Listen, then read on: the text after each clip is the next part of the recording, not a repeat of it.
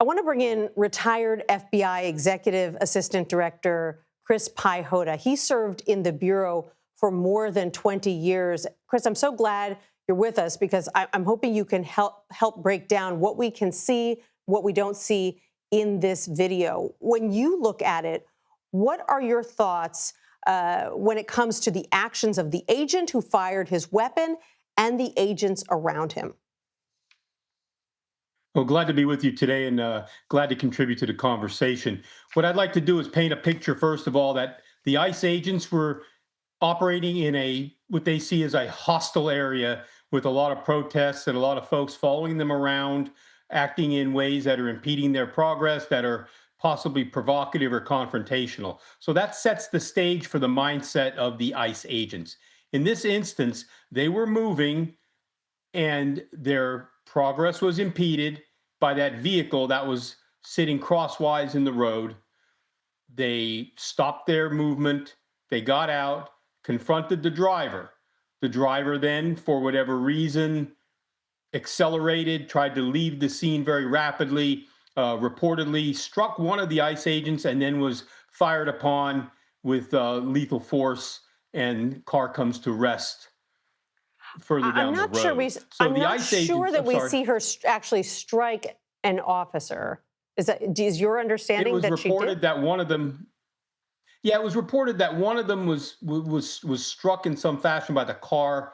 I don't know what the extent of the injuries were, but I don't know if he got hit, clipped by the rearview mirror, whatever. But the car hit Mm. one of them, and then the one agent fired on the vehicle. And what I would tell people also is, as the training goes, motor vehicles are considered deadly weapons when Mm. used as ramming implements. So when they saw the vehicle moving, they made that quick one split second assumption that she's trying to get away. She may ram into us, and the agent, in accordance with the deadly force policies that they operate under, was able to fire into the vehicle.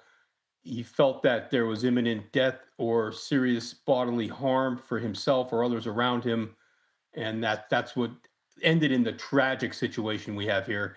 And I think it was avoidable on several levels, but we had this convergence of activity, and a young woman lost her life.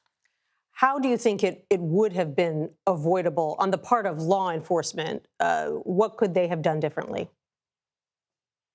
They could have stepped back a little bit. They could have allowed her to leave.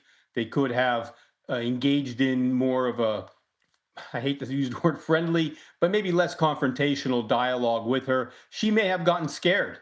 She may have had the same adrenaline response that the officer had who fired his weapon. So And that lots of what ifs in this situation. I also believe that maybe if she wouldn't have blocked the road and impeded their progress, you can protest, but do so from a safe distance. And again, there's going to be a lot of what ifs, maybes, and could have, would have type of situations discussed. Yeah, this investigation is really in its infancy. There are a couple of things that people keep asking about after watching the videos. One, that there was a man on the scene who identified himself as a doctor, but was turned away by the officers on the scene who told him it was a crime scene, so he couldn't enter. Also, the agent involved appeared to drive away from the scene a few minutes after the shooting, which wouldn't seem to be standard operating procedure during an active investigation, right? What's your take on both of those aspects of what went down? I'm not aware of the person identifying themselves as a doctor. I know people tried to render aid and they were turned away from the scene by the ICE agents. A lot of that is standard protocol so that can be preserved. If she was already presumed deceased, they will preserve the crime scene. If she is still alive, they would have rendered aid. So it could have been a judgment call on site from the law enforcement folks. As far as The agent the whole driving situation, I away. get, Yeah.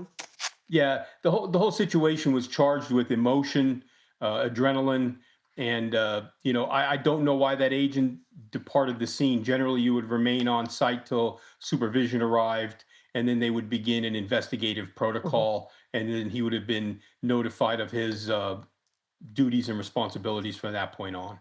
Mhm. Well, Chris Piehota, former official with the FBI, really appreciate your insight. Thank you so much for joining us this evening. No, thank you. Pleasure.